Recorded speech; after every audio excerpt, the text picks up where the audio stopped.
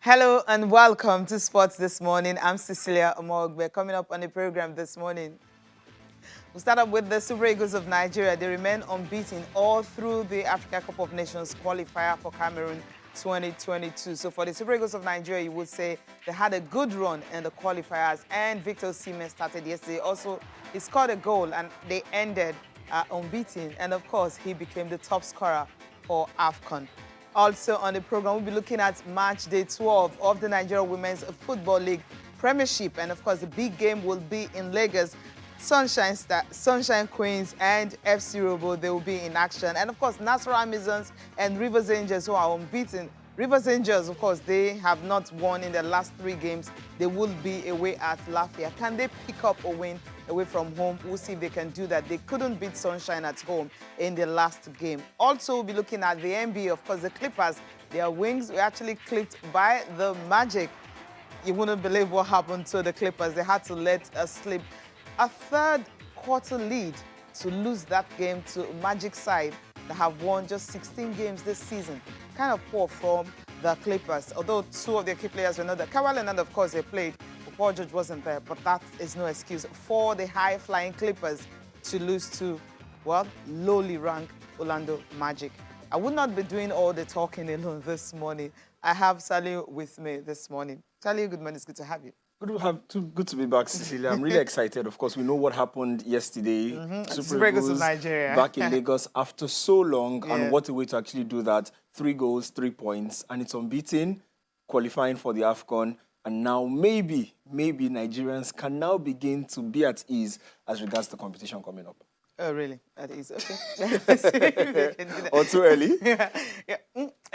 Whatever. But I think we've got a squad. But we'll talk more about the Super Eagles much later because Vada Kintune Johnson will join us on the second half of this program. But let's start off with the NBA results, coming from last night. Just about 4 games were decided late last night and early hours of this morning. Starting with the Charlotte Hornets and, of course, the Washington Wizards. LaMelo Ball didn't play, but the Hornets somehow were able to, kind of stun the Wizards. That's a game that I wasn't expecting to end that way. Russell Westbrook, again, he had another triple-doubles. That's for the 3rd time in a row he's having triple-double. But this time around, he couldn't win. He had 22, 15, and 14. That's 22 points, 15 rebounds, and 14 assists. But that wasn't enough because you have one player from the side of the Charlotte Hornets. I'm talking about Gordon Hayward, and he had to step up with 15-quarter performance. I mean, he has that first quarter, he had 15 points in the first quarter. That actually set the pace for him, finishing with 26. I mean, for Russell Westbrook, he'll be disappointed in the rest of his teammates. The fact that you already mentioned 3rd straight triple-double, but unfortunately,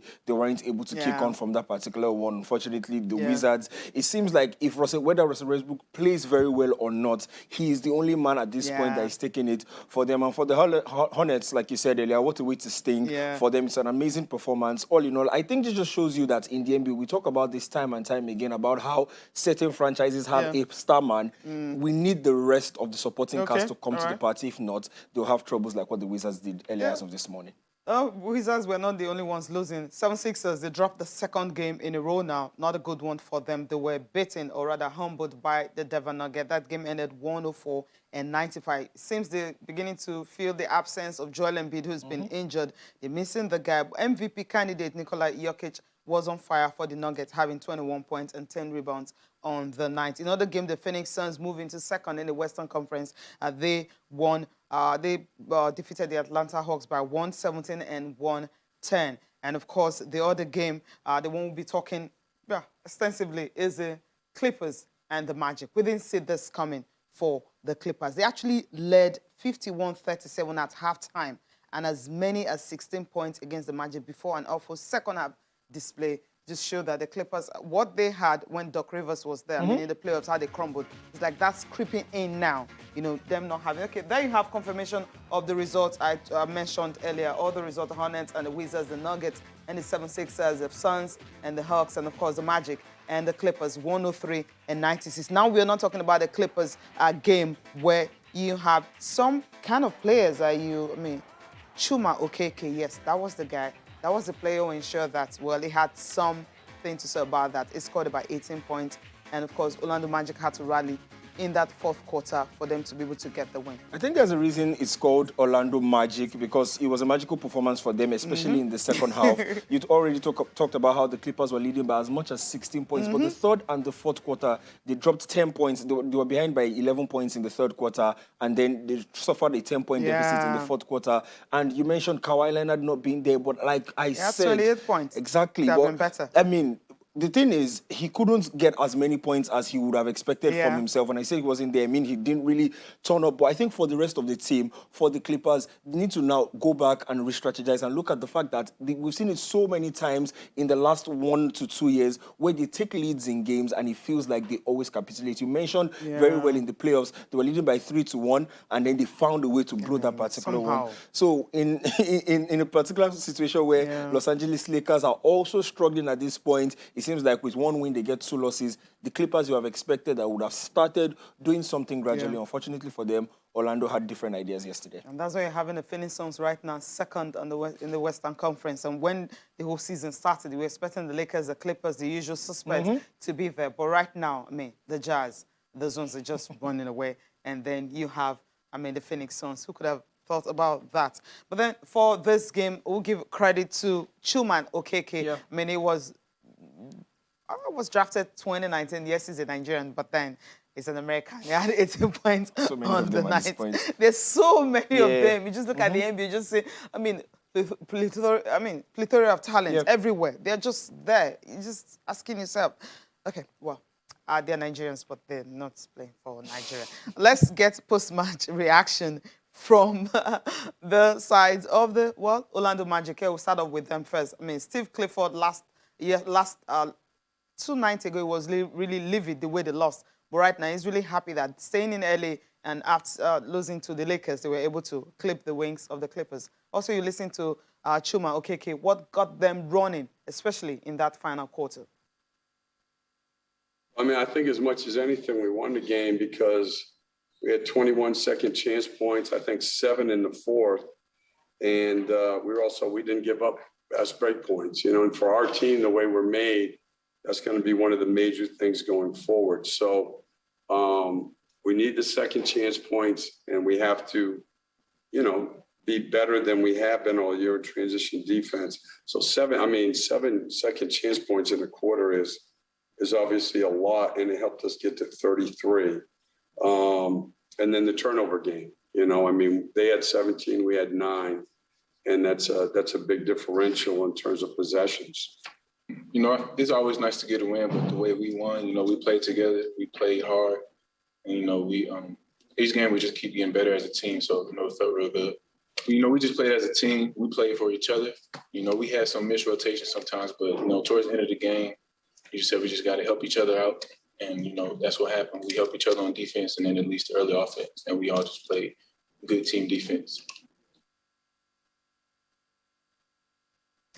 Team effort, a great game coming from him. Of course, he top scored for the team with 18 points. So most of them were actually on double digits. That was how they were able to clip the wings of the Clippers. Quickly take a look at the guys who put up some numbers on the night. Not so much monster performance, but they shared it around and they were able to come up with something really good. We'll start with Gordon Hayward. He had 26 points, 11 rebounds, and 6 assists for the Charlotte Hornets, and that actually helped them to get the better of the likes of Russell Westbrook.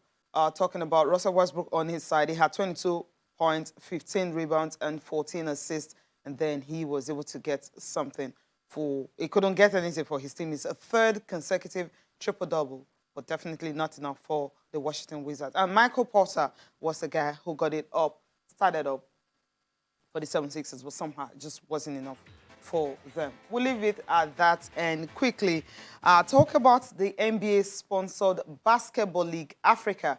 When it was postponed last year, we're thinking, when will it happen? But right now, after 1 year, there is a new date. May 16th, that's when it's going to happen in Kigali. 12 teams, of course, River Supers are the ones representing Nigeria. And this morning, the president has been talking about it, how excited he is that, look, he's finally, you know, coming back. Pandemic actually, you know, kind of obstructed. Yeah, obstructed last year.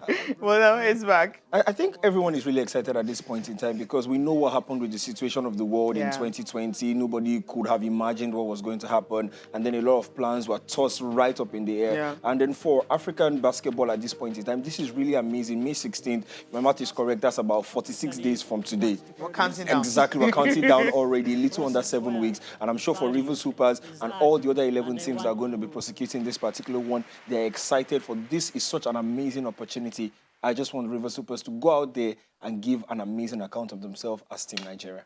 Yeah, that's what I'm sure they will do. But let's listen to the Basketball Africa League president, also a former executive of the NBA, Gallo Fall, talking about it.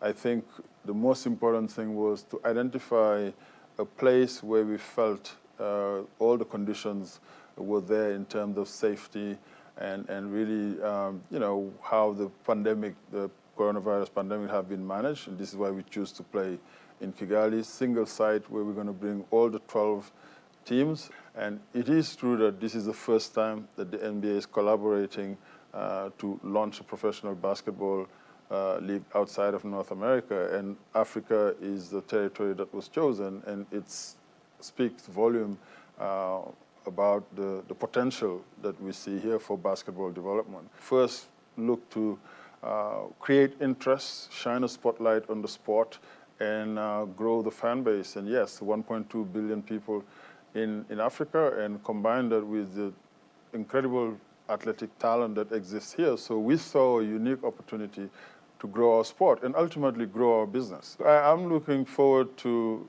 you know, this historic league tipping off, you know, showcasing Africa's talent in a safe and secure environment, produce an exciting brand of basketball that will be broadcasted to a Pan-African audience and a global audience.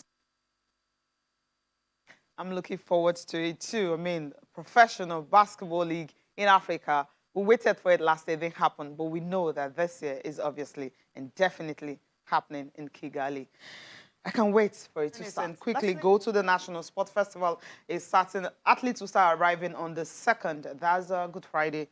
Yeah, yes, 2 days it is. from now. Good Friday, that's when camp will open. Opening ceremony will be on the 6th next week, a Tuesday. And of course, it's all good because most of the states are preparing. Let's just take a look at, you know, how some of the states are actually getting ready, you know, for the sport festival. But I know that you're looking forward to it happening, right? Absolutely. Okay. Absolutely. How are some of the states preparing? Let's take a look at this report.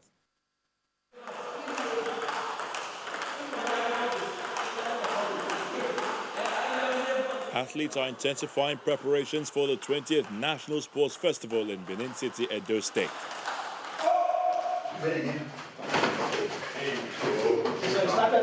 Going to pick somebody from ground. Break it up, break it up, break it up, break it up. Break. In Akwa Ibom State, these kickboxers engage in strenuous training sessions inside the closed section of the Uyo Township Stadium in the bid to retain their elite status. Looking at the 2018 National Sports Festival in Abuja, the Akwa Ibom State Kickboxing Association came out first in the overall medal table for kickboxing events in Nigeria, and we're looking at going back to defend our medal standing in the Kickboxing Federation. So we are looking for the very best. The para-athletes seem comfortable with their practice regime. In para-athletics, they're only giving us five slots to be competed for out of 30 slots. So the athletes are going to compete, and we are expecting 4 gold medals. One of the guidelines listed by the Federal Ministry of Youth and Sports Development for participation in the festival is evidence of COVID-19 vaccination.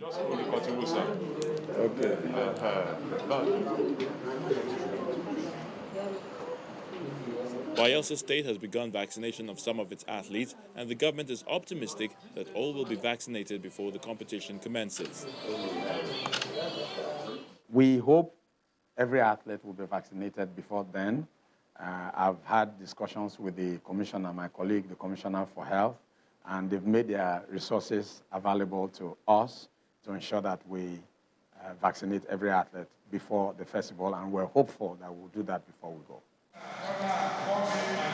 Bayelsa is Nigeria's #1 in wrestling, and these wrestlers are not resting on their oars despite being African and Commonwealth champions. Delta is insisting its contingent will take the vaccine as compulsory condition for participation. You know the conditions that have been given by the Federal Ministry of Youth and Sports, that every one of them must take a COVID-19 vaccination. So now they are in camp, and then the vaccination is going on. And of course, you know, some of them will break down a little bit, just light fever and slight fever and all that.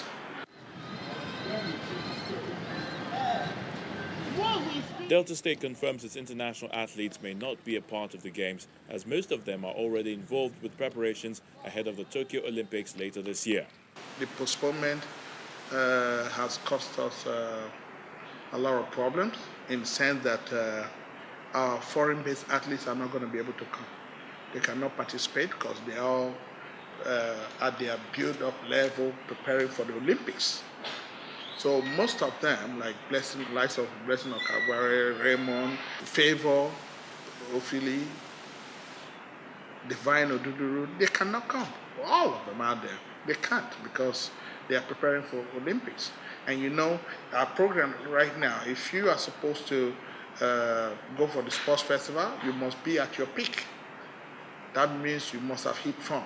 But right now, they are doing their build-up stage for the Olympics. In the absence of their foreign counterparts, the athletes in sprint, discus, table tennis and combat events are still training at the designated camps. We are really strongly prepared for the game.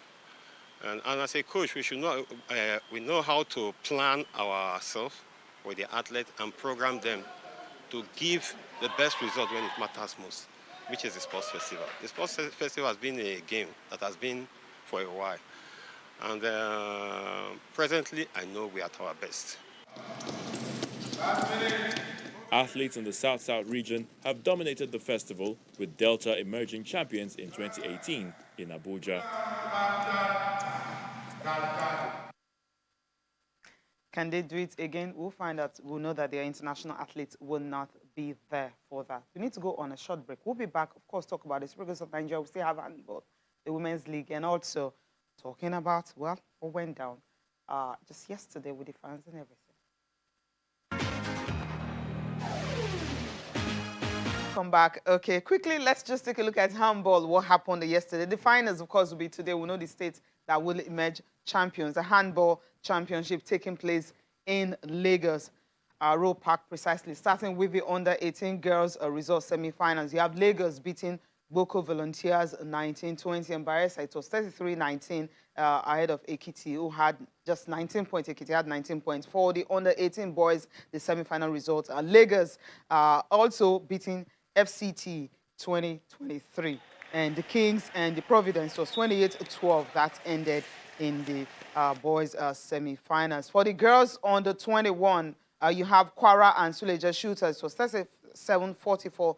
The Shooters winning that one. And Lagos again beating Plateau by 36-25. Lagos seems to be the one on top right here in all the categories, both the under 21 girls, the under 18 boys and girls and all that. The under 21 boys or semi-finals, you have Kwara and Niger Niger winning by 3 points. Lagos again beating Mindscope. I think Lagos will go with this one. You also have Boko Volunteers of Bayelsa in the under-18 girls final fixture.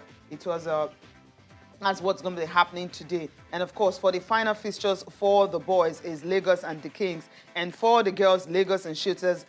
For the under-21 boys, Lagos and Niger. So that's how it's going to be today. So a lot of handball games today. So the national handball, the finals will be decided today. And Lagos happens to be in the finals of the two.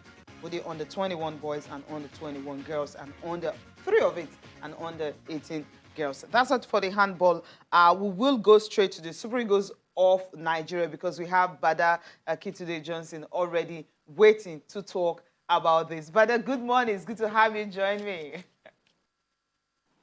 Morning, Cecilia. It's a pleasure to be on the show, especially in the morning after after the game in Lesotho. Of course, qualification was already secured, but First time in Lagos in a long while. We spoke about it on the show last week and how important it was going to be for the Super Eagles to put up a good showing in front of Lagos fans. And as much as, yes, the performance could have been a lot better, overall, I thought that the Super Eagles gave a good account of themselves, scored 3 good goals, and gave a reminder of just why it is, should I say, a lot more glamorous, a lot more valuable overall, really, to play matches in Lagos. You saw the fans out there cheering the moves, cheering the dribble.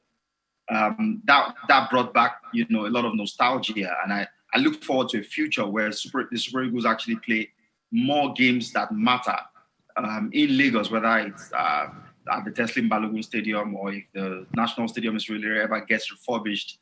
But Lagos is the melting pot. Lagos is where the action is, and to take Super Eagles away from Lagos for so long, almost 2 decades, is almost criminal. So. I'm just so happy that I think we've taken the right step in the right direction. Okay, let's take a look at the performance of each of the players. Paul Onuachu came on 3 minutes later. He was on the score sheet again. Victor Osimhen, he was also on the MVP. But we saw Chukwueze, who wasn't really too much in the game. Kelechi Iheanacho, yes, he was in the game, not much like that. Onyekuru also came, having to come in after the substitutes and all that. Overall, each of those players, how did they really fare in the game, knowing that, yes, the game was more like a fanfare or exhibition, so to speak, for Lagos fans? Yeah. So I think, first off, you have to look at the quality of the opposition and the fact that these guys have traveled, have played a lot of games, and I'm not trying to make excuses for them, but I thought that the quality of the opposition meant that they were a bit lethargic. The pace of the game wasn't quick.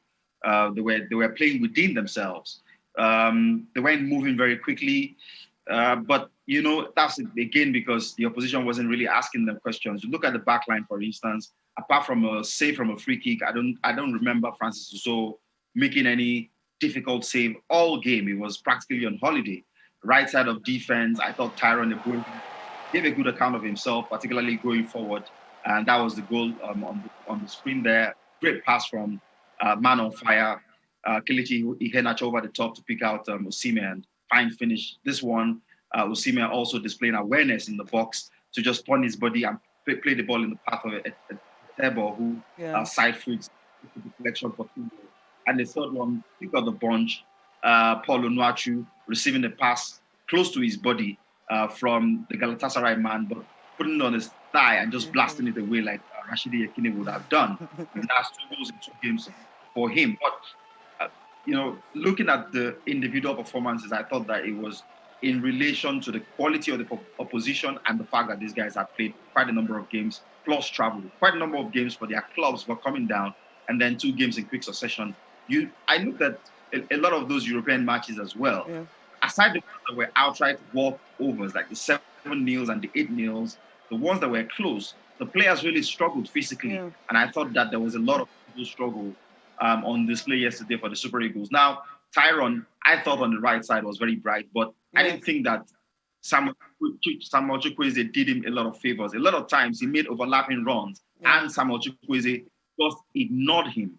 And you can't do that at this level because the guy bumps forward from the back, burns a lot of energy, running, at frenetic pace to get up front. Yeah. And then when you have the chance to play him in so you can cross the ball, you decide to just dribble, cut inside and play some shot that goes way, over the bar. So Tyrone, I thought, was good for me. He didn't have a lot of defending against a much more tougher opposition. He might be found out. I mean, we'll have to wait and see. Yeah. The central defense, I thought William Troost-Ekong and Leon Balogun, yes, on the day were good enough, made a few sloppy passes here and there, gave the ball away easily. William almost cost us a goal from the free kick when he needlessly pulled the man back. But I thought they were okay on the day. Whether or not these guys are good enough at the top level, we were playing Algeria, playing Morocco, playing this top sides. The jury is still out. I'm still not super convinced about their partnership. I feel like they just and I feel like on another day against another opposition that is top quality, we might find that these guys still have a lot of work to do. So some opportunity to improve right there for the coaching crew and the two of them. I don't think that we have better options in those positions, but for me, those two are yet to fully convince me. But they were good yesterday, no doubt. I also thought that Zaidu, the guy on the left, didn't have a lot of defending to do. But again, I didn't think that his cause was helped by playing a man who's not a natural winger in front of him in Iwobi. Iwobi again, just coming back from the coronavirus scare, always had the tendency to drift infield and be the third central midfielder, as against staying out wide and using the decoy runs of Zaidu. So we hardly ever used our left side in that game. I can't remember Zaidu putting in any cross all game. That didn't happen until Jamilu Collins came in and put in about 2 crosses. So I'll put that down to the fact that the man who played in front of him wasn't a natural winger, and there was not a lot of activity. We didn't use our left side that much in the game. But there's no doubt in his quality. I've seen him enough in the Champions League, particularly to know that this guy is a gem. And when it comes down to it, his quality will be apparent. We'll see that he's a top player.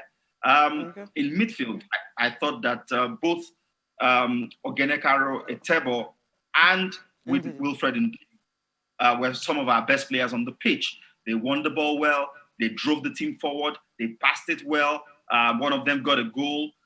They were good. They were really good. I thought they were top quality. And it's no surprise that, one plays for Leicester City, is, close to the top of the table in England. The other plays for Stoke. He's been a consistent performer. I just love the energy of Ogenetebo.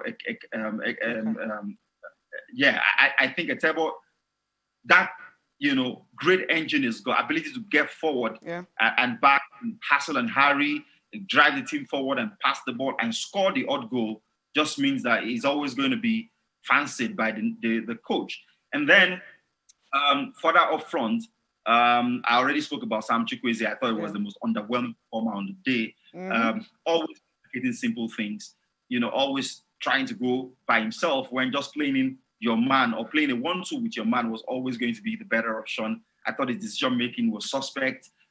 He reminded me of Sam Chukwueze from 3 years ago. He didn't show any, exactly. He didn't show any real progress or growth to his game since when he caught our attention. And for a player who plays very regularly for Villarreal in Spain, that's unpardonable, really. So I think that the jury is still very much out. I think maybe he needs competition, maybe a Moses Simon down that right side, or, an Ahmed Musa starting ahead of him might be the wake-up call that he needs. But right now, he's not doing the business and he's got to be doing better. He's got to be doing better. And then, of course, I thought Iheanacho was great in parts, disappeared in parts, but if you provide that kind of assist for the first goal, great ball over the top, and you put yourself about over the game, it's hard to fault him. Could have done better, but didn't do badly. He dropped deep, tried to get involved in play. Overall, I think he had a decent showing. And Osimhen, a goal and assist, what more can you ask? Made the great runs, finished well, teed up his man well for the assist. Overall, top quality performance, and he continues to do well in the colours of the Super Eagles. Have I missed anyone else? I think that's about it. Paul Onuachu, you talked about him, Rashidi Yekini, kind of finish that he did in the goal when he came on. best Nigerian striker in Europe at the moment, and maybe one of the best African in Europe, based on current form. Yeah, based on current form. You know what? Let's listen to the fans who watched the game live, how excited they were after watching it. We still have a Saliu Oluwadamiloju in the studio.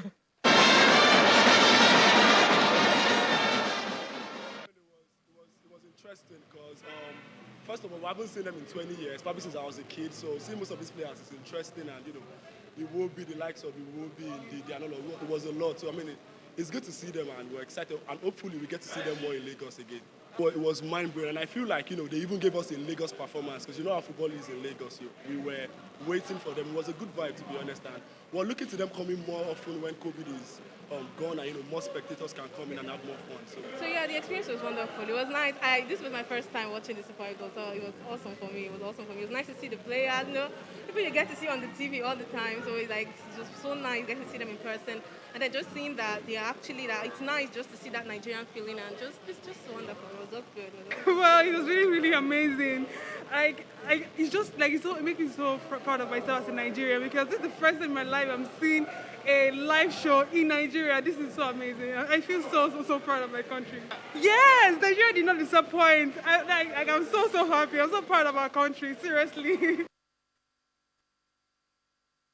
It's really exciting to really get to watch him. Who doesn't want to watch Victor Osimhen, Kelechi Iheanacho live in the stadium? I don't think I've seen someone that excited in a while. The last person that was interviewed talked about she has never seen Nigeria play live in her life, and then it was such an amazing performance, and then she was really excited to be there. I'm sure a lot of people were. And all in all, overall, I think it was a good showing from the Super Eagles. Like Bada already said, aside that free kick that was eventually ruled off, the follow-up, I don't think they really gave us any cause for concern in the whole game. And then we had some players showing that, okay, even though form at club level might not exactly be the way it's going, I'm talking about Victor Osimhen specifically right now, a goal and assist, wonderful for his confidence. A lot has been said about one or two players that didn't perform too well, but all in all, 3 goals, 3 points, a clean sheet. You can't ask for a lot more than that. I mean, he mentioned about the fact that the way some players were used, Sanusi, for instance, that playing outside. Is it the coach? Should he maybe take some of the blame? Because, I mean, I listened to most journalists who were talking yesterday were saying that if you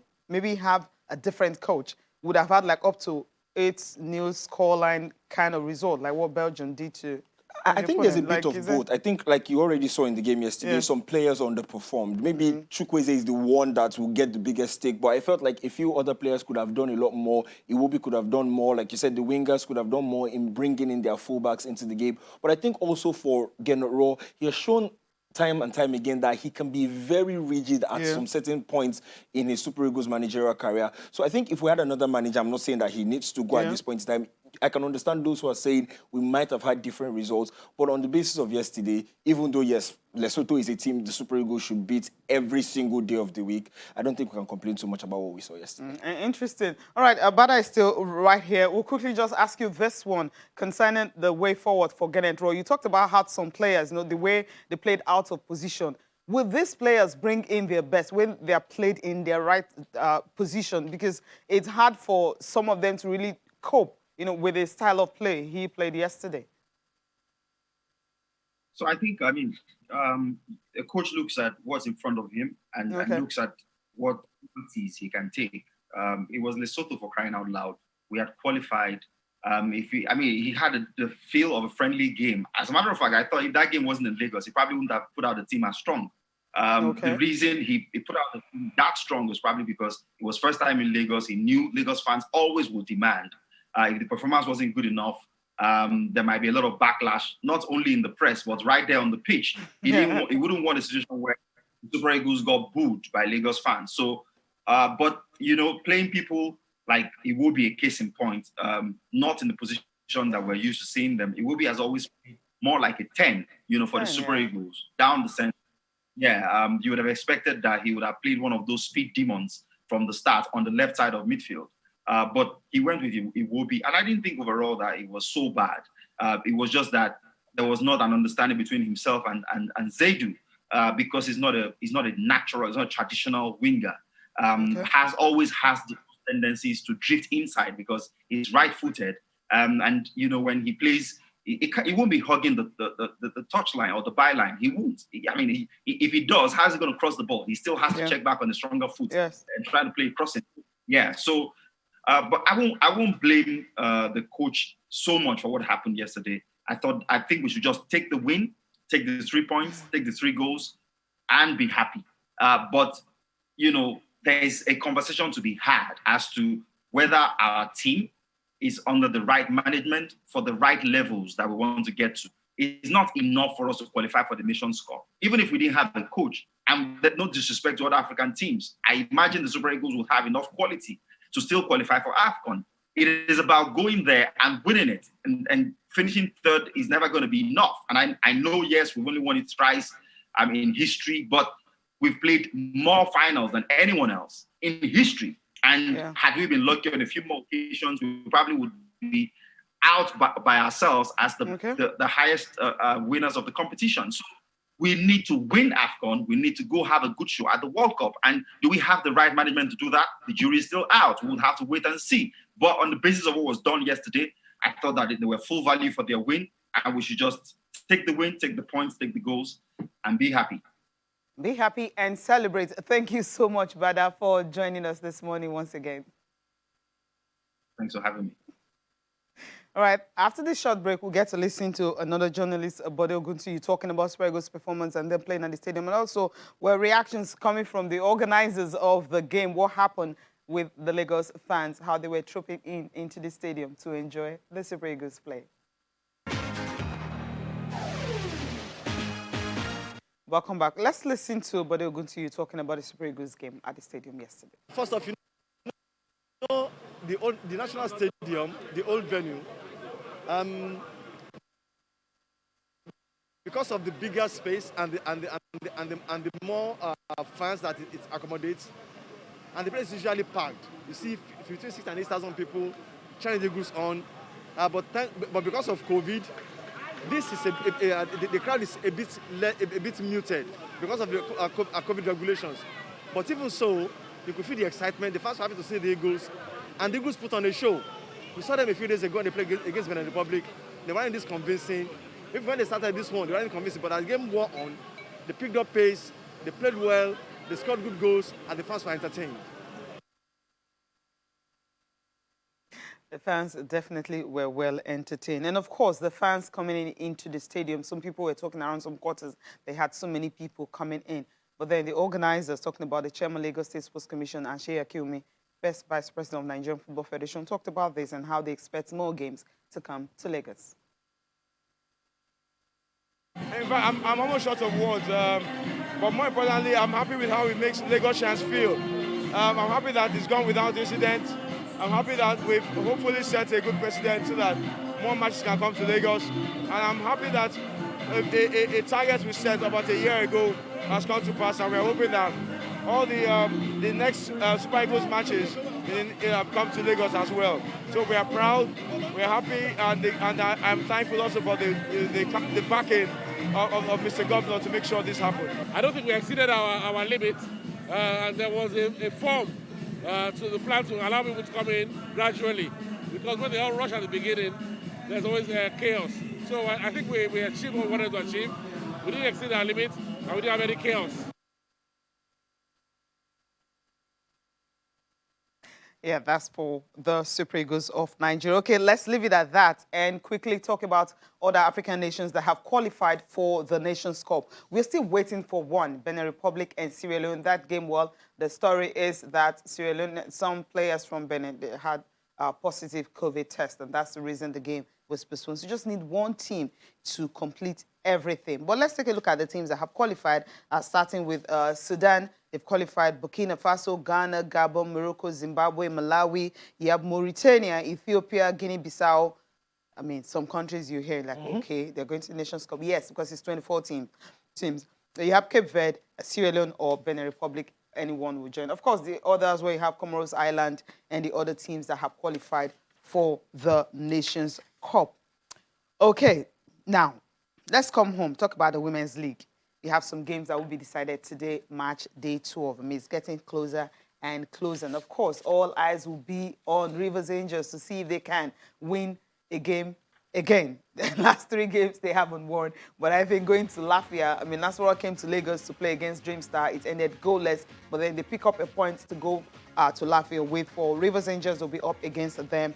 You have FC Robo and Sunshine Queens. Sunshine Queens, they will be in action. Bayelsa Queens and Dreamstar Ladies also in action. Confluence Queens and Royal Queens. Delta Queens and Pelican Stars will also be in action. Edo Queens and Oshun Babes. Abia Angels and Ibom Angels are the games for today. Quickly, which one gets you talk? I think Bielsa wins against Dreamstar Ladies, as strange as it sounds, because that's the battle of the team at the top and the team at the bottom. I think for Dreamstar Ladies, this is the kind of match, if they want to save their season, they've won only one game where they have to take at least something. If they get 3 points in this game, which is highly unlikely, they can kickstart their season. But of course, whenever FC Robo gets to play, especially when they play at home, I also have my eye on that one. So those are 2 games I'll just be keeping a very close eye on as regards the Nigerian Women Football League Premiership. Interesting.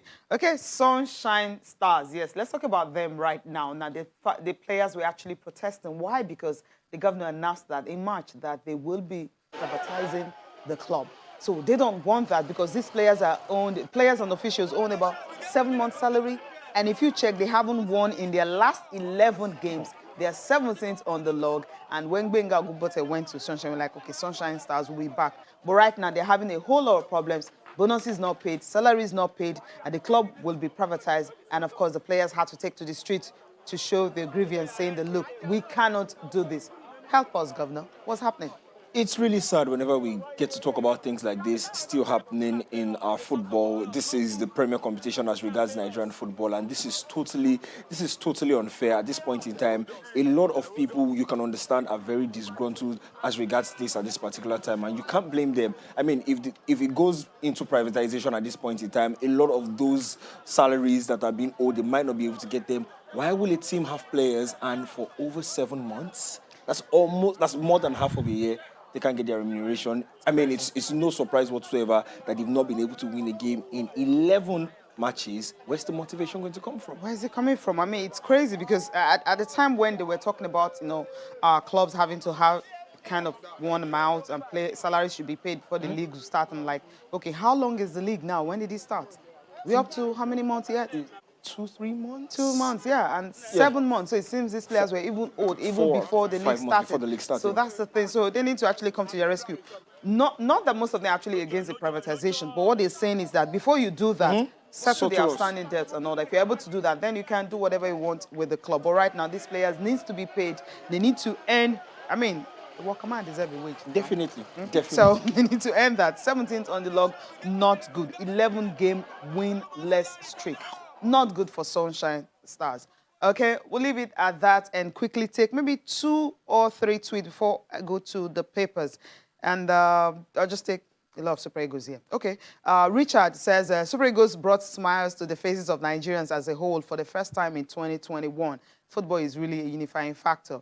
He said he wants to see bands of Burkina Faso in next year's tournament. I hope the coach is listening so they can hear. And Pat says, I think that a good coach with such firepower at his disposal will go blazing against Lesotho from the first minute. I expected 5+ goals. Please, we need a good coach that can form a formidable team that can challenge for World Cup now. For World Cup, now that we have these footballing assets. And Ejike says, congratulations to Flawless Eagles and the victory. I thought Uzoho was really good on the night. He should be the #1 goalkeeper, in my opinion. Okoye is good, but Uzoho commands his 18-yard and imposes himself more on the game. And HJ says, the Super Eagles is 2 or 3 players away from being world-class. Good replacement for Ndidi, a very creative midfielder, and one X-factor winger to replace Chukwueze sometimes. Okay. I think that's all I can take from the tweets today. There's so many coming up.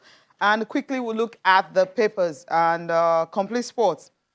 Of course, we know it's all going to be about the Super Eagles of Nigeria. Osimhen matches Igalo's and Ike Uche's record. I mean, top scorer for AFCON. He scored 5 goals and voted man of the match in the bashing. Was it really a bashing? Yeah, 3-0. It was just a scoreline. No big deal. Nwankali opens. He started scoring again. Unhappy with draw with Oviedo.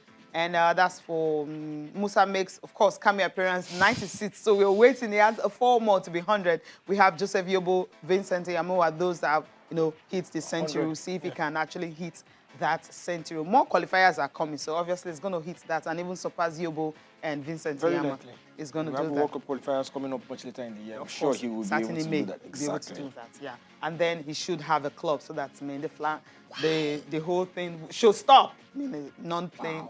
Clubless captain, that's what they call him. Come on, that's really not cool. But yeah, that's the truth. But he should have a club before then. Sporting Life is the next. Osimhen voted man of the match. It's all about Super Eagles of Nigeria.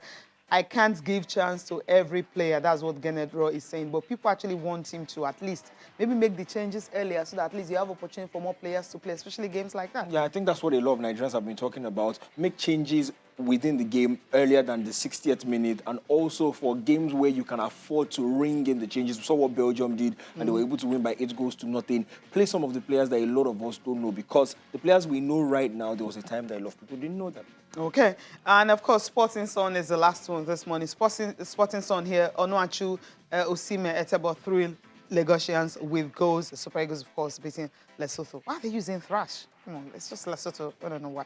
Iwobi opens up on their solution. He wasn't really happy about what happened and all that.